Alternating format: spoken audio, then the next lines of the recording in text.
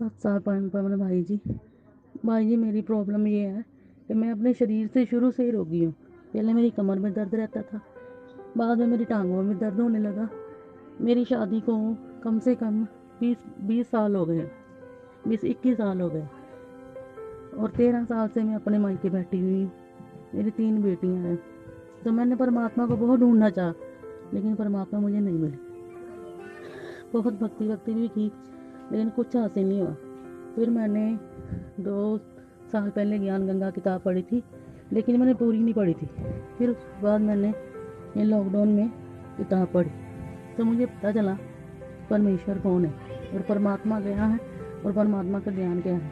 फिर मैंने ये लॉकडाउन में 15/5 को मैंने नाम दीक्षा ली सेंटर से जाकर अमृतसर में।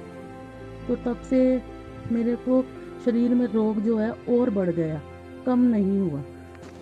फिर मैंने भाई जी सेंटर में फ़ोन करके बोला कि मेरी हालत ख़राब हो रही है ज़्यादा, तो मैं क्या करूं। तो उन्होंने बोला कि आप ना आश्रम में फ़ोन करो। फिर मैंने आश्रम में फ़ोन किया। फिर उन्होंने बोला कि आप प्रार्थना लगवा लो।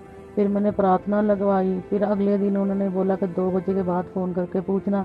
तो मैंने 2 बजे के बाद अगले दिन फ़ोन करके पूछा, तो उन्होंने बोला कि गुरु जी का आदेश है, आप भक्ति करते रहो तो आप ठीक हो जाओगे। आगे कुछ बताया ही नहीं उन्होंने, ना कोई बात सुनी और ना की, बस फ़ोन बंद कर दिया। और बस उस दिन के बाद जब से मैं मुंडी का आश्रम में से वापस आई हूँ, ना तो मैं सेंटर में गई हूँ और ना ही मैं मेरा कहीं और जाने का मन किया है। तो मुझे अच्छा ही नहीं लगा। बस मुझे ये था कि गुरु जी जब जेल में हैं तो हम इन सेंटरों पे जाकर फिर क्या करेंगे, हमारा तो वहाँ पर जाने का कोई लाभ ही नहीं है। तो हम अपने घर पर ही मैं भक्ति करती हूँ। तो मेरे मेरे से इतनी प्रॉब्लम होती है, बैठा नहीं जाता, इतनी तकलीफ़ होती है बॉडी में, शरीर में पूरे में दर्द रहती है। तो जब मैं भक्ति करना चाहती भी हूँ तो मेरे से भक्ति होती नहीं है। मेरे को सतनाम भी मिला हुआ है, पूरे दिन में मेरे से सतनाम भी नहीं होता। तो जब मैंने सेंटर में बोला था, जब सतनाम लिया था उसके बाद, तो मैंने सेंटर वाले से बोला कि मेरे से भक्ति नहीं होती तो मैं क्या करूं। तो उसने बोला कि भी आप ऐसा किया करो, प्रथम मंत्र की एक माला निकाल लिया करो रोज, और सतनाम जितना हो वो कर लिया करो। उन्होंने कुछ नहीं बताया मेरे को कि ऐसा करना है वैसा करना है। मैं गलतियां पर गलतियां कर रही थी, उन्होंने मुझे नहीं बताया। जैसे मैंने जोत लगाई, उन्होंने मुझे नहीं बताया कि जोत जगानी है, उसमें ये जोत में बत्ती लगाते हैं, उसमें कहाँ फेंकनी है मुझे को पता नहीं। मैं 2 महीने तक तो वो जो बत्तियाँ थी जोत वाली वो कूड़े में गिराती रही। तो फिर मैंने उनसे बोला कि भैया सेंटर में फ़ोन करके कि मेरे को ऐसे तकलीफ़ रहती है, मेरा तो और ज़्यादा बुरा हाल हो रहा है। तो उन्होंने नहीं मुझे बताया कि तुम गलती कर रही हो कि नहीं कर रही। मैंने खुद से ही बताया कि मैं ये काम करती हूँ, तो आप बताओ बत्तियाँ मैं कूड़े में फेंक देती हूँ, ये सही है या गलत है। तो उन्होंने बोला कि ये गलत है, आप कूड़े में मत फेंका करो, गुरु जी के नाम की, परमात्मा के नाम की जो जोत जगती है तो उसको आप एक डिब्बी में रखो, तो उसमें घी डालकर उसको सुहा करके जल प्रवाह कर दिया करो। तो तब मैंने वो भी सही करना शुरू कर दिया। तो अब सब कुछ सही करने के बाद भी अब कमी कहाँ पर रह रही है ये मुझे नहीं पता चल रहा, लेकिन मैं परेशान बहुत हूँ। मेरे तो घर के हालात भी ऐसे हो रहे हैं कि कर्जा सिर पर चढ़ा हुआ है। कर्जा क्या उतारूँ, यहाँ पर तो अभी खाने के भी लाले पड़ जा रहे हैं। कैसे एक टाइम खाने का मिलता है, दूसरे पे सोचना भी पड़ता है कि भाई क्या करें क्या नहीं। बच्चे हैं, परिवार है, भाई हैं, घर में भाभी है, और मेरी वजह से भाई का भी 7 साल में शादी हुआ था। 7 साल के बाद उसकी भी एक 5 साल की बेटी है। उसकी जो घरवाली है वो भी छोड़ छाड़ कर तलाक लेकर चले गई है। वो भी नहीं रहना चाहती थी। वो मेरे भाई को बोलती है कि बहन को घर से निकाल दे, ऐसे कर दे वैसे कर दे, फिर रहूँगी। तो भाई ने मेरे को तो नहीं निकाला, लेकिन मेरी वजह से भाई का घर भी उजड़ गया। तो ये बातें सब, ये अब होता है नामदान लेने के बाद हुई है। फिर मन में कभी बात आती है कि भाई ये सब क्यों हो रहा है, क्या हम कोई गलती कर रहे हैं इस वजह से हो रहा है, कि या फिर काल हमसे ये सब कुछ करवा रहा है, समझ नहीं आ रहा बस। तो फिर भाई जी ये जब मुंडी का आश्रम में जा रहे थे, तब मैंने उससे पहले अपनी मम्मी को भी नामदान दिलवा दिया सेंटर पे जाकर। मेरी मम्मी ने 21 साल हो गए थे ब्यास वालों को नामदान लिया। फिर मैंने अपनी मम्मी को बताया कि ये नाम सही है, आप ये ले लो परमात्मा का नाम। तो मेरे कहने पे उन्होंने वो नामदान ले लिया। फिर मैंने अपनी छोटी बेटी को भी नामदान दिलवा दिया सेंटर से ही, फिर मैं जिस दिन अपनी बेटी को सेंटर से नामदान दिलवाया, मैंने वहाँ पर कुछ 200-400 रुपया दान में भी दे दिए, मुझे पता नहीं था। फिर जब मैं मुंडी का आश्रम में गई, जैसे ही मैं मुंडी का आश्रम जा रही थी दिल्ली में, तो रात को बस में बैठे हुए थे, मैंने आपका शंका समाधान में एक सुना कि भाई आश्रम में जाना ऐसे गुरुजी तो वहाँ पर नहीं है, वहाँ पर जाने से कोई फ़ायदा ही नहीं है। तो फिर मुझे समझ आ गया पूरा कि हाँ, ये पवन भाई जी बिल्कुल ठीक बोल रहे हैं। तो तब मेरा मन जो था ना, वो जाने को नहीं माना था, लेकिन मैं बस में थी, आधा रास्ता काट चुकी थी। तो तब से जब से मैं वहाँ से होकर आई हूँ ना, तब से मैं और बीमार हूँ। मेरे घुटने इतने सूज गए थे तो मेरे से चला नहीं जाता। मेरे को काम से भी जवाब हो गया, मैं घर पर बैठी हूँ, 3 बेटियाँ हैं, घर की पूरी जिम्मेवारी मेरे सिर पर है। तो अभी काम धंधा भी नहीं है, चला फिरा भी नहीं जा रहा, इतनी मुश्किल है, मुझे समझ नहीं आ रही कि मैं क्या करूँ। क्या मैं गुरुजी का नाम जप रही हूँ जो गलत जप रही हूँ, या फिर क्या समस्या है जो मुझे रास्ता नहीं मिल पा रहा। जो अपने शरीर से भी इतनी दुखी हूँ। बंदी छोड़ सतगुरु रामपाल जी महाराज जी की जय हो। सत्साई बहन, देखिए, आपने जो अपनी शारीरिक समस्याओं का या पारिवारिक समस्याओं का जो वर्णन किया है और किन विकट परिस्थितियों में रहकर आप आज परमात्मा के नाम पे लगी हुई हैं, बहन, इसमें कोई संशय नहीं है कि परमेश्वर की आप पे विशेष रजा है, विशेष दया है। और वाकई ये काबिल तारीफ है कि इतनी परिस्थितियों के मद्देनजर भी आप परमात्मा की मर्यादाओं में रह के इस सद्भक्ति पे टिकी हुई हैं। वरना इन परिस्थितियों में काफी आत्माएं परमात्मा से दूर हो जाती हैं, सिर्फ और सिर्फ अपनी अज्ञानता के चलते, परमात्मा के ज्ञान को आधार ना बना पाने के चलते। बहन, गुरुदेव ने एक वाणी के माध्यम से बताया था कि नाम सहित बेवतन भला, जो दर दर मांगे भीखा, क्या हुआ छत्र की छाया चाले यो राजपाट धेली का। गुरुदेव ने इसका खुलासा करते हुए समझाया कि भाई, यदि तुम्हें परमात्मा का सच्चा नाम मिल गया है, यदि तुम्हें सच्चे सतगुरु की शरण मिल गई है, और उसके बाद में यदि किसी परिस्थिति वश या तुम्हारे किसी कमजोर संस्कार के वश यदि तुम्हारे को देश निकाला भी दे दिया जाए, और देश निकाला देने के बाद भी यदि तुम्हारे को भीख मांग कर भी अपना पेट भरना पड़े, तो उस पुण्यात्मा ने अपने परमात्मा का शुक्रिया अदा करना चाहिए कि हे परमपिता परमेश्वर, चाहे मुझे देश निकाला दे दिया जाए, चाहे मुझे भीख मांग के खाना पड़े, लेकिन परमात्मा आप मुझे इस नाम से और अपने चरणों से कभी दूर ना करना। परमात्मा, ये राजपाट, ये देश, ये जायदाद परमात्मा बहुत मिल जाएगी, हर बार मिली है। आप ही की वाणी है कि कोटि जन्म तू राजा कीन्या, मिटी न मन की आशा, दर दर होकर भिक्षा मांगी पर मिट्या न मन का रासा। कि परमात्मा, करोड़ों बार हमने राजाओं के जन्म प्राप्त कर लिए हैं, अब जिसका राजा का जन्म होगा उसके पास में राजपाट भी होगा, उसके पास में धन दौलत संपदा भी होगी, हर प्रकार की सुख सुविधा भी होगी। तो ये जन्म तो परमात्मा आप जी की वाणी के अनुसार हमने करोड़ों बार काट लिए हैं, फिर भी इस मन को कहीं कोई संतुष्टि, कोई तृप्ति, इस आत्मा को वो आनंद प्राप्त नहीं हुआ, जो आनंद, जो संतुष्टि, जो आत्मिक ज्ञान आज आपने हमें दिया है। तो बहन, रही बात आपके शारीरिक कष्टों की, शारीरिक दुखों की, देखिए बहन, इस चीज को हमने ज्ञान से समझना पड़ेगा। सबसे पहले बहन, होता क्या है कि यदि हम परमात्मा से जुड़ते हैं, सच्चे संत की हमें शरण मिलती है, तो उस शरण के पीछे बहन हमारे पिछले जन्मों के भक्ति संस्कार होते हैं। भक्ति संस्कार मजबूत थे, प्रबल थे, जिस वजह से आज हमें परमात्मा ने पुनः अपनी शरण में लिया। और शरण में लेने के बाद भी बहन, यदि हम पे कोई आर्थिक समस्या आ रही है, कोई शारीरिक समस्या आ रही है, तो इसका मुख्य कारण भी बहन उन पिछले जन्म जन्मांतरों में हमारे कुक्रम है। कुक्रम का मतलब हमने पता नहीं कितने कसाई के जन्म भोगे हैं। अब आप विचार कीजिए, एक व्यक्ति यदि कसाई का जन्म प्राप्त है और 20 साल की उम्र के बाद यदि वो जीव हत्या करना प्रारंभ करता है और 60 साल की उसकी उम्र है, तो सोचिए 40 साल में उसने कितने जीवों की हत्या की होगी। तो वो पाप कर्म हमारे सिर पे मंड दिया जाता है। तो बहन, जब हमें सच्चे सतगुरु की शरण प्राप्त हो जाती है, उसके बाद में काल भगवान भी विशेष रूप से एक्टिव हो जाता है। उसको ये चिंता बन जाती है कि ये आत्मा अब मेरी हद से बाहर जा रही है, निश्चय ये आत्मा इस लोक से निकलने की तैयारी कर रही है।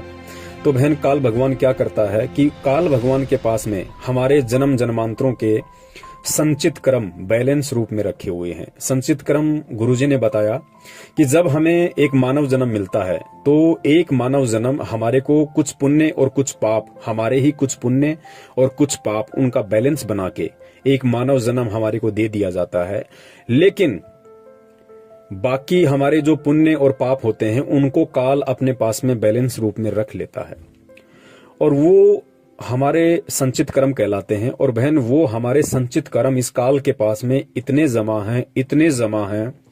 गुरुजी ने बताया कि बच्चों, जब से ये सृष्टि है तब से तुम यहाँ पे फंसे पड़े हो और सृष्टि का ना कोई आदि है ना कोई अंत है, इतना समय इसका हो चुका है। तो सोचो तुमने कितने करोड़ों अरबों खरबों तुमने मानव के जन्म प्राप्त किए हैं सतलोक से आने के बाद, और हर जन्म में तुम पुण्य कम करते हो, पाप ज्यादा करते हो, और तुम्हारे पाप कर्म उतने ही ज्यादा संचित रूप में काल के पास जमा है। तो गुरुदेव ने बताया कि तुम्हारे जो संचित कर्म है उनका काल के पास में सुमेरु पर्वत के जितना ढेर लग रहा है। सुमेरु पर्वत परमात्मा ने बताया कि देवताओं का पर्वत है और उसकी ऊंचाई यहाँ के हिमालय पर्वत से कई गुना ज्यादा है। तो गुरुदेव ने बताया कि तुम्हारे संचित पाप कर्मों का सुमेरु पर्वत की तरह काल के पास ढेर लगा हुआ है, और काल उन संचित कर्मों का प्रयोग उस समय करता है जब ये जीव आत्मा परमात्मा की शरण में आ जाती है, किसी सच्चे संत या सतगुरु की शरण में आ जाती है, और काल को ये महसूस होने लग जाता है कि ये जीव आत्मा अब मेरी हद से बाहर निकलने की तैयारी में है, ये किसी ऐसे परम पुरुष परम शक्ति की शरण में आ चुकी है, अब ये यहाँ से निकलने की तैयारी में है। तो बहन, वो काल उस समय उन हमारे सारे संचित कर्मों का दबाव हमारे ऊपर छोड़ देता है, ताकि ये आत्मा अपने पाप कर्मों के दबाव में आके या तो उस भक्ति में कोई दोष निकाल ले या उस संत के प्रति किसी प्रकार की कोई शंका जाहिर कर ले और ये सोचे कि भाई, कहते हैं कि गुरुजी परमात्मा है, गुरुजी भगवान है, कबीर की भक्ति सर्वश्रेष्ठ भक्ति है, और मैं तो भाई गुरु की शरण में हूं, मैं तो कबीर की भक्ति में हूं, संत रामपाल जी महाराज जी मेरे सतगुरु हैं। उसके बाद भी ऐसी क्या प्रॉब्लम है, ऐसी क्या सिचुएशन आन पड़ी कि उसके बाद भी मेरा कोई दुख निवारण नहीं हो पा रहा, ना मेरा कोई शारीरिक कष्ट दूर हो रहा, ना मेरी कोई आर्थिक समस्या दूर हो रही। तो उन संचित पाप कर्मों के दबाव के चलते जीव आत्मा तरह तरह की भ्रांतियां, शंकाएं अपने मन में उत्पन्न करने लग जाती। ये जीव के बस की बात नहीं है, ये उन पाप कर्मों का दबाव होता है और वो शंकाएं पैदा होने लग जाती हैं उसके अंदर भगवान के प्रति, भक्ति के प्रति। और काल यही चाहता है कि किसी भी तरीके से साम दाम दंड भेद वो कोई भी घटिया से घटिया नीति अपनाएगा इस आत्मा को सतगुरु से दूर करने के लिए। तो इस प्रकार उस जीव आत्मा के मन में तरह तरह के विक्षेप मन में सतगुरु या भक्ति के प्रति पैदा होने लग जाते हैं। साथ ही गुरुदेव ने बताया कि बच्चों, ये भी तुम्हारा सौभाग्य है कि तुम सतगुरु की शरण में हो, तुम मेरी शरण में हो, और मेरा विशेष आशीर्वाद तुम्हारे सिर पे है, वरना उन संचित पाप कर्मों के दबाव के चलते तुम कभी इस भक्ति को स्वीकार ही नहीं कर सकते, तुम कभी भी सही तरीके से मर्यादा में रह के भक्ति कर ही नहीं सकते, तुम इस भक्ति पे टिक ही नहीं सकते। लेकिन उन संचित पाप कर्मों के दबाव के चलते उसके उपरांत भी यदि तुम इस भक्ति में लगे हुए हो, गुरुजी को परमात्मा मान के टिके हुए हो, तो निश्चित तौर से ये मान लेना कि तेरे ऊपर सतगुरु की विशेष रजा है। सतगुरु ने अपना प्यार भरा, अपना आशीर्वाद भरा पंजा तेरे शीश पे टिकाया हुआ है, वरना काल के संचित कर्मों के दबाव में जीव केवल उल्टा ही कर सकता है, उल्टा ही सोच सकता है, परमात्मा के प्रति उसके भाव जागृत नहीं हो सकते।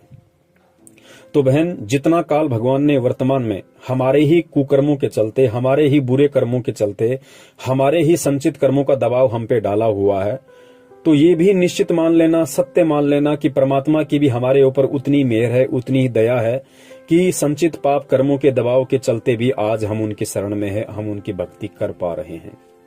क्योंकि परमेश्वर ने कहा है कि संत शरण में आने से आई टले भला, जय मस्तक में सूली हो व कांटे में टल जा। यदि परमात्मा की शरण में आने के बाद तेरे भाग्य में यदि कोई घोर कर्म ऐसा है कि तेरी मृत्यु होनी है, तो परमेश्वर के दया से, परमेश्वर के आशीर्वाद से, तुझे भक्ति करवाने के मकसद से उस पाप कर्म को परमात्मा हल्का कर देता है। और बहुत सारी हमारे जीवन में जो आपत्तियां हैं, विपत्तियां हैं, संकट हैं, भगत जी वो आके चले जाते हैं, लेकिन परमात्मा महसूस भी नहीं होने देता है। तो इतनी दया वर्तमान में आपके ऊपर परमात्मा की है।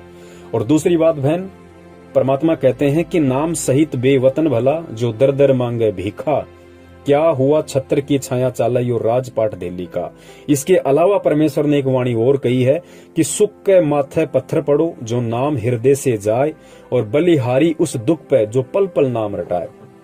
बहन, आपके ऊपर इस भक्ति मार्ग में आने के बाद भी, ये परमात्मा की भक्ति करते करते भी यदि कुछ शारीरिक कष्ट हैं, कुछ आर्थिक कष्ट हैं, तो बहन आप निश्चित मान लेना कि कुछ तो आपके अपने संचित कर्मों के चलते हैं, और कुछ बहन गॉड गिवन है, कुछ परमात्मा द्वारा जानबूझ के दिए गए हैं। क्यों? क्योंकि बहन परमात्मा अंतर्यामी होता है और मालिक को पता है कि ये जीव आत्मा किस तरह से मेरी शरण में टिकी रह सकती है। मान लीजिए नाम दीक्षा लेते ही परमात्मा आपको सर्व सुख दे दे, परमात्मा आपको सारे लाभ दे दे, ना आपके कोई शरीर में कष्ट रहा, ना आपका कोई ऐसा कोई पारिवारिक कष्ट रहा, ना ऐसा कोई सामाजिक दुविधा आपके सामने रही।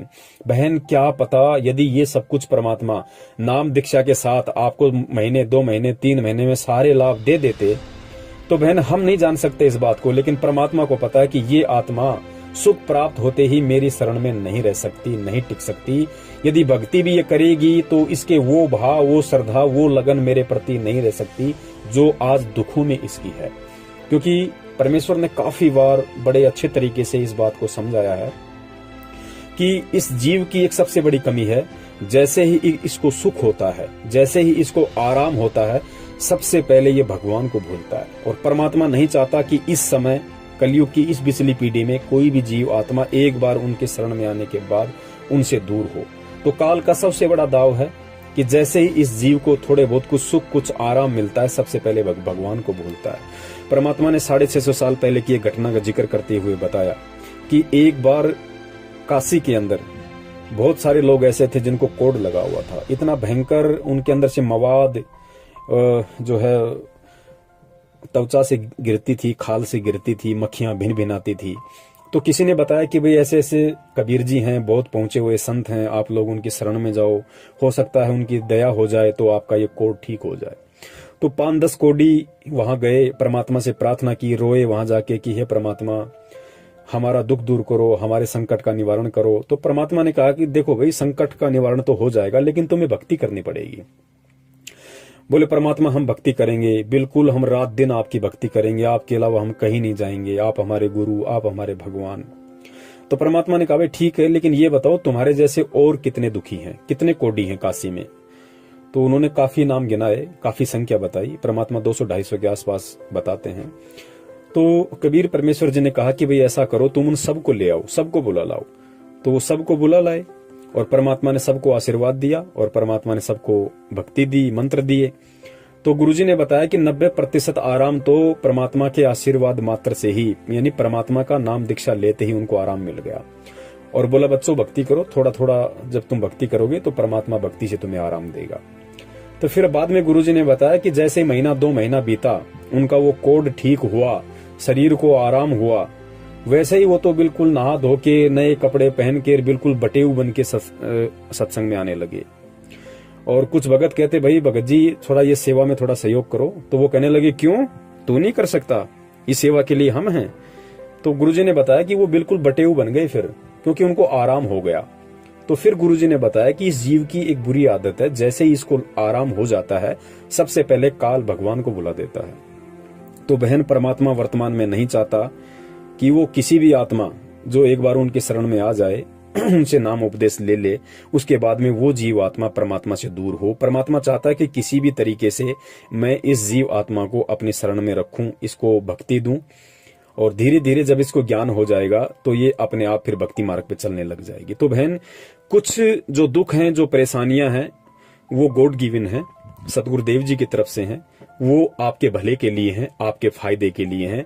भले ही बहन वर्तमान में हमें वो दुख नजर आ रहा है, हमें वो संकट नजर आ रहे हैं, लेकिन बहन आने वाले समय में, आज वर्तमान में जो दुख हैं, जो संकट हैं, आप उनको याद किया करोगी कि हे परमपिता परमेश्वर, यदि उस समय मेरे ऊपर ऐसी कोई शारीरिक परेशानी ना होती, ऐसा कोई आर्थिक संकट मेरे ऊपर ना होता, तो परमात्मा आज आपकी भक्ति पे जिस दृढ़ता से, जिस लगन से मैं लगी हूँ, मेरे अंदर जो भाव, जो श्रद्धा आपके प्रति है, परमात्मा शायद ना होती।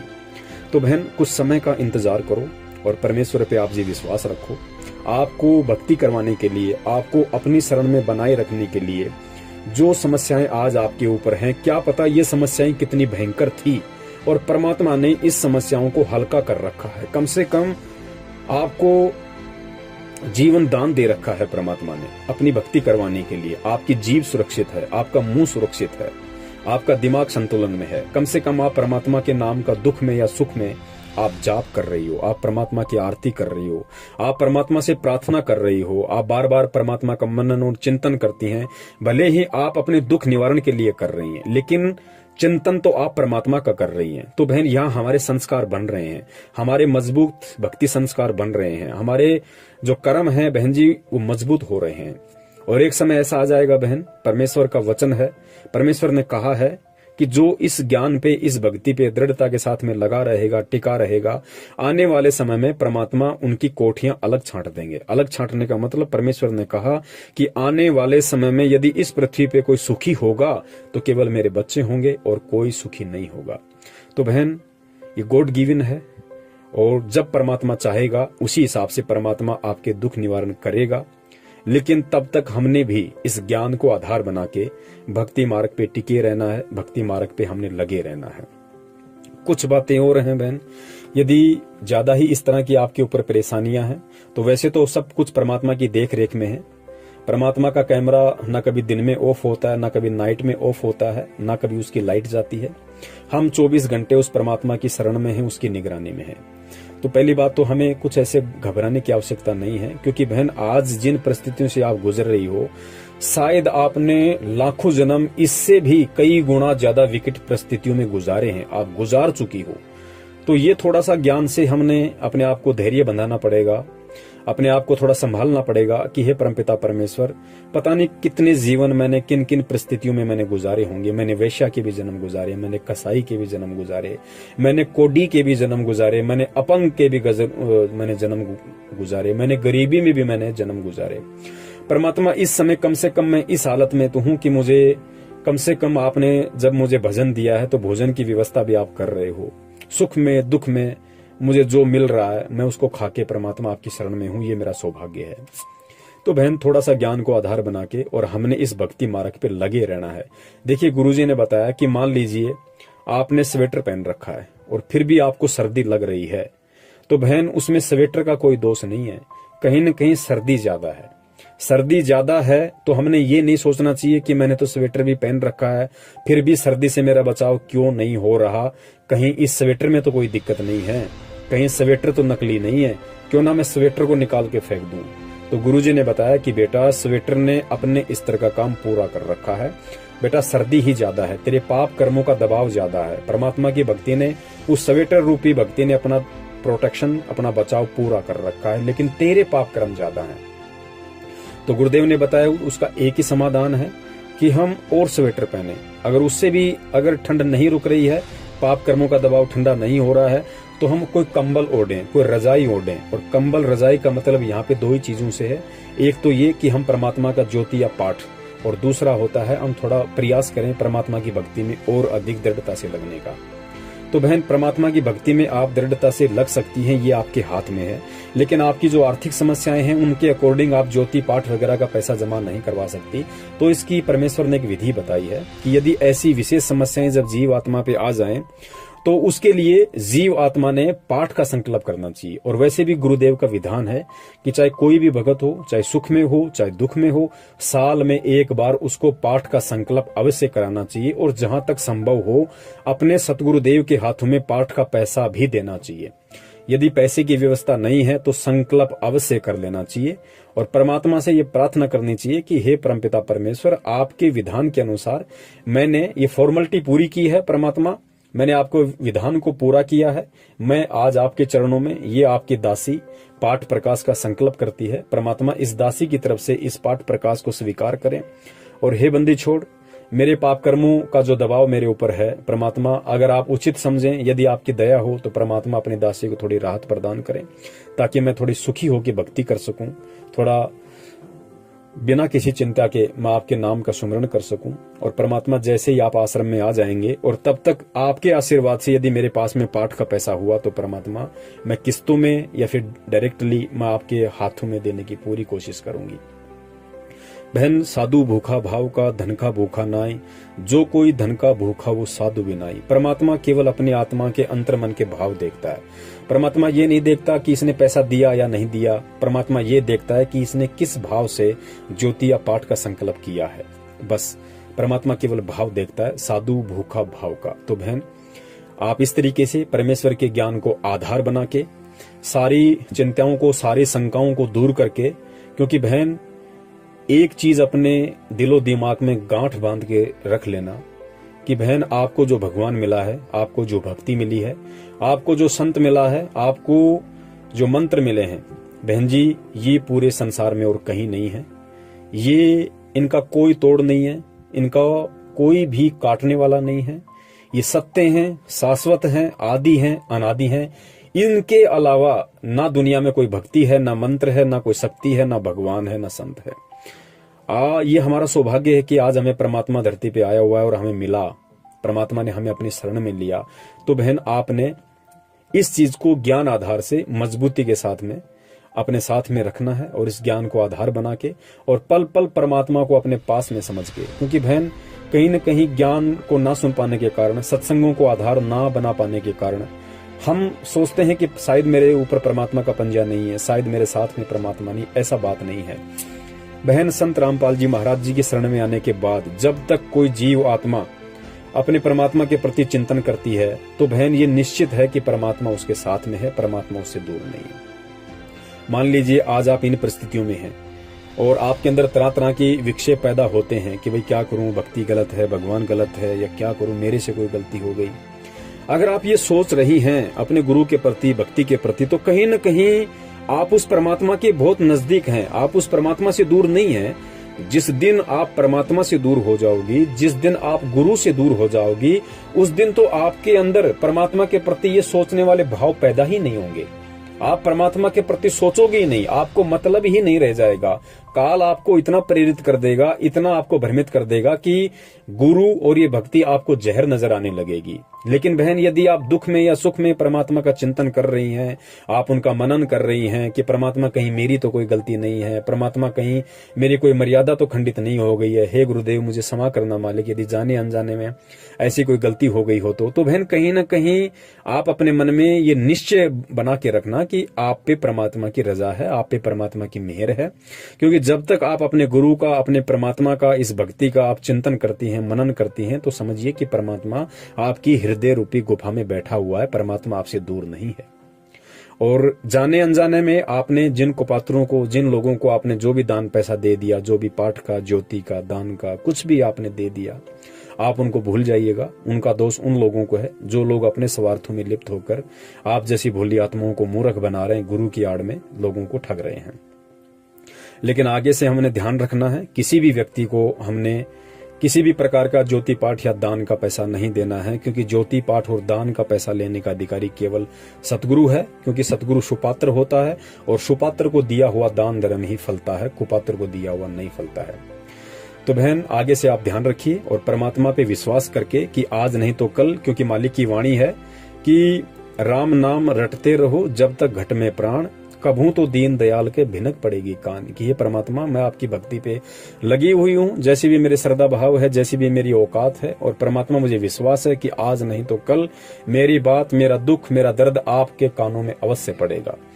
परमात्मा के कानों में तो बहन रोज पड़ता है, लेकिन परमात्मा ये डिसाइड करेगा कि कब इस आत्मा को मैं ये भक्ति वाले लाभ संपूर्ण तरीके से देना शुरू करूं। क्योंकि परमात्मा उसी आत्मा को सही तरीके से लाभ देगा, सही तरीके से फायदा पहुंचाएगा जो आत्मा इस परमात्मा के ज्ञान को अच्छे से समझ जाएगी, सतगुरु की पहचान कर लेगी कि सतगुरु कौन है, सतगुरु कौन होता है। इतनी पहचान होने के बाद में बहन चाहे भगत पे या भगतमती पे चाहे कितने भी दुख आए, कितने भी संकट आए, कोई उसे कितना भी दबाव बनाए, कितना भी कुछ कहे, बहन फिर वो परमात्मा से दूर नहीं हो सकती। वो अपने हृदय से अपने परमपिता परमेश्वर को नहीं निकाल सकती। और जिस आत्मा को भक्ति पे, भगवान पे इतनी दृढ़ता हो जाएगी, उसके बाद परमात्मा उस आत्मा को लाभ देना शुरू करेगा। और वैसे भी परमात्मा ने बोला हुआ है कि आपने कम से कम 5 वर्ष इस भक्ति को देने हैं। कम से कम 5 वर्ष आप जी इस नाम पे लगे रहिए। उसके बाद यदि परमात्मा आपको लाभ ना दे तो आप मुझे कहना। ये गुरुदेव ने एक सत्संग में बोला हुआ है। और इसका उदाहरण दिया परमात्मा ने कि जिस प्रकार हम कोई आम का पौधा लगाते हैं तो ऐसा नहीं है कि आम का पौधे का बीज डालते ही उसके आम लगने शुरू हो जाते हैं। गुरुजी ने बताया कि वो आम का पौधा 5 या 6 वर्ष में जाके उस लायक होगा कि वो पेड़ बनेगा। उससे पहले तो आपने उसकी देखभाल करनी पड़ती है, उसको खाद देना पड़ता है, उसकी सुरक्षा रखनी पड़ती है, उसको पानी देना पड़ता है, कोई जानवर उसके पत्तों को ना खा जाए उसके लिए बाउंड्री लगानी पड़ती है, तारबंदी करनी पड़ती है। तो इसी प्रकार बहन ये भक्ति है। आज हमने ये भक्ति रूपी आम का पौधा बीजा है, किसी को 2 महीना, किसी को 6 महीना, किसी को 1 साल हुई है। तो परमात्मा ने बताया कि बच्चों इस पेड़ को कम से कम 5 साल दो भक्ति रूपी आम के पौधे को। फिर देखना 5 साल के बाद में परमात्मा वो ठाठ कर देगा कि दुनिया देखा करेगी। और गुरुदेव ने कहा कि उस आम के पेड़ से फिर खुद भी आम खाता है, रिश्तेदार भी ले जाते हैं, आड़ोसी पड़ोसी भी खाते हैं, और फिर भी उसके ऊपर आम लगे रहते हैं। तो बहन हमने थोड़ा सा धैर्य रखना है। भक्ति पे कोई संघर्ष है तो हमने संघर्ष को भी हमने करना है। और हमने हर स्थिति में, हर परिस्थिति में हमने अपने अंदर ही दोष देखना है।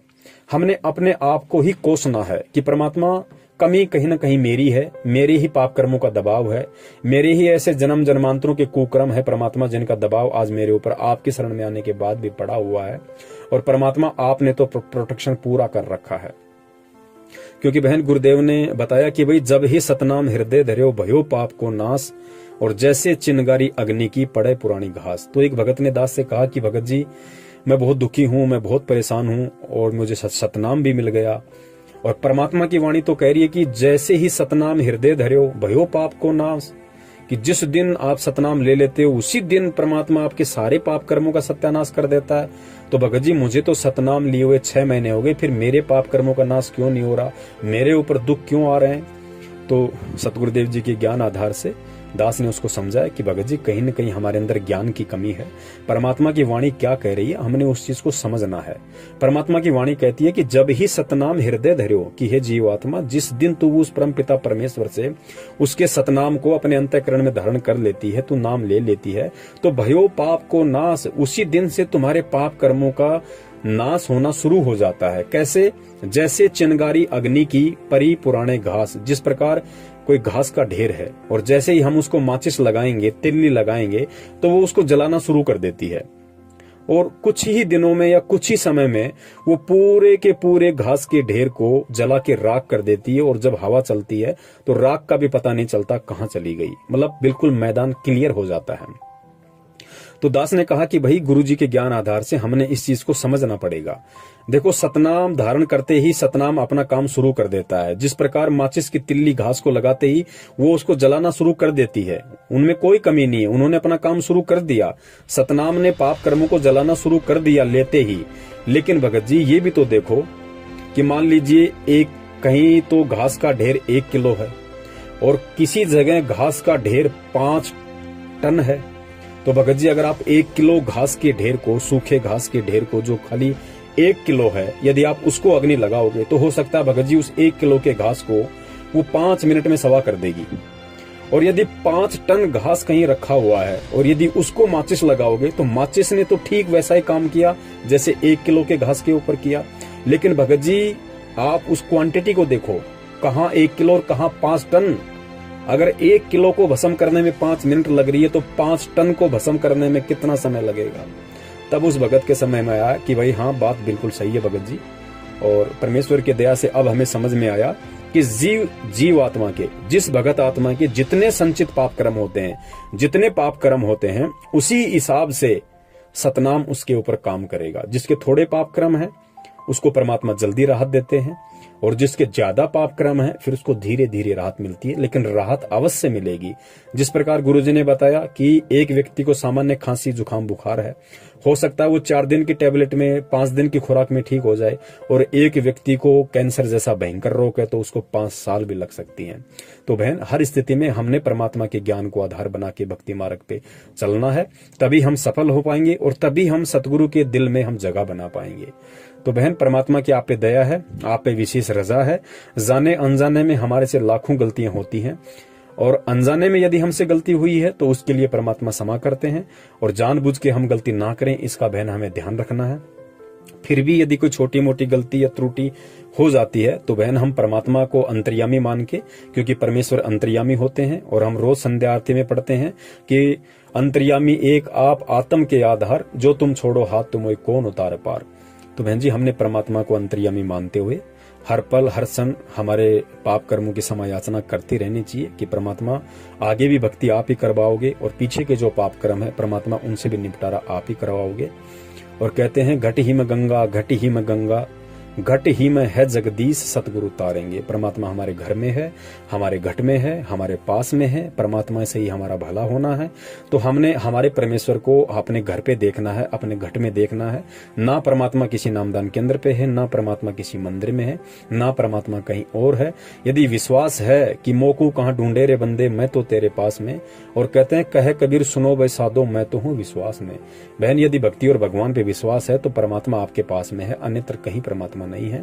तो दान धर्म ज्योति पाठ या प्रार्थनाओं के नाम पे हम मूर्ख ना बने, हम पागल ना बने। आत्मा से परमात्मा का संबंध है, हम डायरेक्ट सतगुरु की शरण में हैं। तो सतगुरु से प्रार्थना लगाने के लिए हमने किसी कोऑर्डिनेटर नामदान संचालकों की जरूरत नहीं पड़नी चाहिए। मालिक को यदि हम अंतर्यामी मानते हैं तो अपने घर से ही बैठ के परमात्मा को प्रार्थना लगाइए। परमात्मा यदि आपके सद्भाव होंगे, यदि वास्तव में आपको उस चीज की जरूरत होगी, यदि वास्तव में आप अपनी आत्मा से अपने हृदय से परमात्मा को पुकार रहे हैं, प्रार्थना लगा रहे हैं, तो बहन जी 101% परमात्मा अवश्य आपकी प्रार्थना सुनता है। परमात्मा आपके अंदर के भाव देखता है, बाहर की क्रिया नहीं देखता है। तो हर हाल में, हर स्थिति में, हर परिस्थिति में, चाहे कैसा भी दुख हो, कैसा भी संकट हो, आप परमात्मा की भक्ति में लगे रहिए।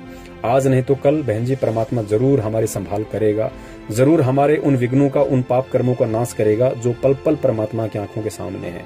लेकिन परमात्मा का भी बहन विधान है, और उस विधान के अकॉर्डिंग ही परमात्मा चलता है। तो विधान को हमने ज्ञान आधार से समझना है कि भाई हाँ, हमने किस तरीके से, पहले हमने परमात्मा को कुछ देना पड़ेगा, तब जाके परमात्मा हमें कुछ देगा। कहते हैं ना, तेल हमेशा तिलों में से निकलता है। तो पहले हमने परमात्मा को देना पड़ेगा, तब परमात्मा हमें देगा। अन्यथा बहन परमात्मा नहीं देगा, चाहे हम कितने ही प्यारे क्यों ना हो।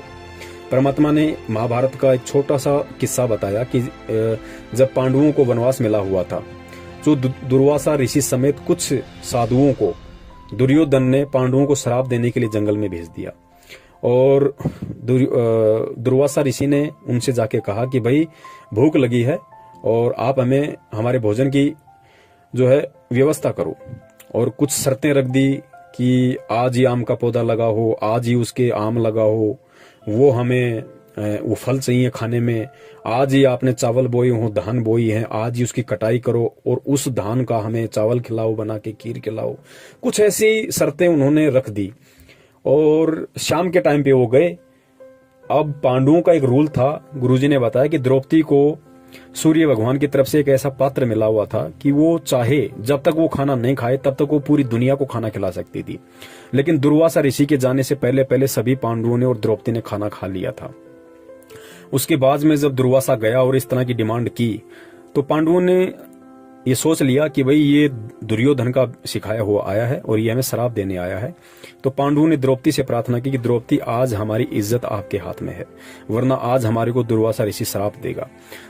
तो द्रौपदी ने कहा कि भाई मैं भी मजबूर हूं, क्योंकि जब तक मैं खाना नहीं खाती तब तक तो मैं इन साधुओं को खिला सकती थी, लेकिन अब तो मैंने भी खाना खा लिया, अब ये पात्र किसी को खाना नहीं खिला सकता। तो उस समय उन्होंने, क्योंकि वो श्री कृष्ण जी के शिष्य थे, तो उन्होंने भगवान श्री कृष्ण जी का आह्वान किया। तो बहन परमात्मा कहते हैं ना कि भगवान कृष्ण कहाँ सुनेगा और कहाँ सुन लेगा। अपनी आत्माओं का हर दुख संकट परमात्मा ही किसी न किसी रूप में आके निवारण करता है। तो उन्होंने आह्वान तो किया श्री कृष्ण जी का, और श्री कृष्ण जी का रूप बना के आ गए बंदी छोड़ कबीर साहेब। और परमात्मा ने श्री कृष्ण रूप में कहा कि भाई क्या हुआ, भाई क्या समस्या है, क्या दिक्कत है। तो उन्होंने सारी व्यथा बताई कि इस तरीके से दुर्वासा ऋषि का सिखाया हुआ, उसका दुर्योधन का सिखाया हुआ दुर्वासा ऋषि आया है श्राप देने के लिए, ऐसी ऐसी डिमांड कर रहा है।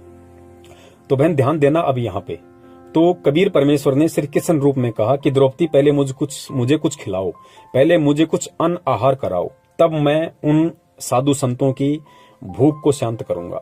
तो द्रौपदी ने कहा कि भगवान यदि मैंने नहीं खाया होता तो मैं खुद ही इनकी भूख को शांत कर देती, लेकिन अब तो सबने खा लिया, कुछ नहीं बचा परमात्मा, बिल्कुल खाली हो गया, अब क्या खिलाएं। तो परमात्मा ने कहा कि द्रौपदी देख कुछ तो बचा होगा, अरे हो सकता है तूने जो कटोरा है उसको तूने उसमें से जो तूने भोजन खाया है, कोई भोजन का कोई किरका, कोई कुछ तो बचा होगा। तो द्रौपदी ने देखा कि उसमें एक साग का पत्ता लगा हुआ था, छोटा सा पत्ता। देखना पुण्यात्माओं, द्रौपदी का जूठा, थोड़ा सा भोजन का किरका, थोड़ा सा एक पत्ता हरी सब्जी का उस पर लगा हुआ था। तो द्रौपदी ने कहा कि भगवान एक छोटा सा थोड़ी सी ये सब्जी बची हुई है, हल्की सी, एक पत्ता है। तो परमात्मा ने कहा कि बेटा इसमें पानी डाल, इसको घोल और मुझे पिला। तो परमात्मा कबीर साहिब जी ने द्रौपदी का जूठा उसमें पानी मिलाया और बंदी छोड़ने पिया। और जैसे ही बंदी छोड़ने पिया, उधर सारे साधु दुर्वासा ऋषि सहित ऐसे छिक गए जैसे उन्होंने बिल्कुल जम के भोजन किया हो, कुछ खाने की इच्छा ना हो उनकी। तो परमात्मा ने अपनी वाणी में कहा कि ढूंढ द्रौपदी ढूंढ कोई भोजन का किरका, प्रथम करूं अंजल, फिर मेटू मुनि जन की जो है तृष्णा, कि द्रौपदी पहले मुझे खिला, मुझे पिला, कुछ भी दे, उसके बाद ही मैं तुम्हारा कार्य सिद्ध करूंगा। तो बहन यहां हमें इस कहानी से शिक्षा लेनी है कि परमात्मा का भी एक विधान है।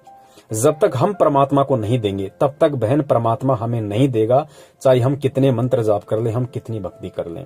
और मांगता क्या है परमात्मा? परमात्मा अपने बच्चे से अपने भाव मांगता है, श्रद्धा मांगता है, भक्ति के प्रति लगन मांगता है। और परमेश्वर जो भी दान धर्म जीव अपने मानव जीवन के उद्धार के लिए जो कर सकता है, धार्मिक काम के लिए अपना 10वां अंश या अपना धार्मिक कर्तव्य समझ के वो अपने सतगुरु के हाथों में समर्पित करे। तो वर्तमान में बहन जो चीज आपके बस में है वो आप गुरु को दिल खोल के दे सकती हैं। आप गुरु की भक्ति पे विश्वास कीजिए, गुरु पे विश्वास कीजिए, दृढ़ विश्वास कीजिए कि मेरा गुरु साक्षात परमात्मा है, धरती पे आया हुआ है और आया हुआ है बहन, इसमें भी कोई दो राय नहीं है। हमने केवल ज्ञान से इस चीज को अपने दिलो दिमाग में बैठाना है। उसके बाद आप लगन के साथ में परमात्मा के सत्संग सुनिए, लगन के साथ, श्रद्धा के साथ, भाव के साथ आप परमात्मा का नाम सुमरण कीजिए और एक विशेष कसक आप अपने गुरु के प्रति अपने हृदय में बैठाइए। तो आप अपने गुरु को दे रही हैं, भाव दे रही हैं, श्रद्धा दे रही हैं, विश्वास दे रही हैं, लगन दे रही हैं। और परमात्मा को क्या चाहिए बहन? परमात्मा को यहाँ की प्रॉपर्टी नहीं चाहिए, परमात्मा को केवल यही चीजें चाहिए। उसके बाद आर्थिक स्थिति आपकी सही नहीं है तो आप परमात्मा को दंडवत प्रणाम करके और सतगुरुदेव जी को पाठ का संकल्प कर लो बहन कि हे परमपिता परमेश्वर, आपके विधान अनुसार आपके दासी आपके चरण कमलों में पाठ प्रकाश का संकल्प करती है। परमेश्वर दासी के पाठ को स्वीकार करो और परमात्मा जब आप आश्रम में आ जाएंगे और जैसी आपकी दासी की आर्थिक स्थिति होगी उसके अकॉर्डिंग दासी आपके हाथों में वो पाठ की जो राशि है, जो भी आप बताओगे कि बेटा तुझे 2000 देना है, 5000 देना है या 10,000 देना है, परमात्मा मैं आपके हाथों में सौंपूंगी। तो बहन बस ये आपने परमात्मा को दे दिया, साधु भूखा भाव का, धन का भूखा नाई। उसके बाद देखो बहन, आपकी भक्ति में भी उमंग बढ़ेगी, आपकी आस्था बढ़ेगी और परमात्मा, जब हमारी आस्था बढ़ेगी, हमारी उमंग बढ़ेगी तो बहन परमात्मा हमारी तरफ यूं चला आएगा जैसे छोटा बच्चा अपनी माँ की तरफ चला आता है। तो बहन हमने इस तरीके से परमेश्वर की भक्ति पे लगे रहना है। दुनिया चाहे कुछ भी कहे, दुनिया चाहे कुछ भी बोले, लोग चाहे कुछ भी कहें, लोग चाहे कुछ भी अटपट करें, हमें भगवान मिल चुका है और उन्होंने अपने आप को परमात्मा साबित कर दिया और उन शास्त्रों से, उन धर्म ग्रंथों से साबित कर दिया जो भक्ति मार्ग के बिल्कुल परफेक्ट एविडेंस हैं। उनके अलावा और कोई प्रमाण नहीं है, उनमें से परमात्मा ने साबित कर दिया। और परमात्मा ने ज्ञान देके भी साबित कर दिया कि मेरे जो ज्ञान का प्रभाव है, मेरे जो मंत्रों का प्रभाव है वो और किसी के ज्ञानकार मंत्रों का नहीं है। वरना बहन अगर परमात्मा के ज्ञानकार मंत्रों का प्रभाव नहीं होता तो इन परिस्थितियों में कोई भी आत्मा परमात्मा की भक्ति पे नहीं टिक सकती, जिन परिस्थितियों में आज परमात्मा की शेरनी बन के आप टिकी हुई हो। तो बहन परमात्मा की शेरनी इसी तरीके से आप बनी रहो और मालिक के चरणों में अपना आपको समर्पित बनाए रखो। आज नहीं तो कल, कल नहीं तो परसों हम सब परमेश्वर की नजर में हैं और परमात्मा जब चाहेंगे उस दिन अपनी बेटी को इतना सुख दे देंगे, अपनी बेटी को इतना समृद्ध कर देंगे कि दुनिया दांतों तले उंगली दबाएगी कि भाई रामपाल की चेली को क्या हो गया। बंदी छोड़ सतगुरु रामपाल जी महाराज की जय हो। सत साहिब।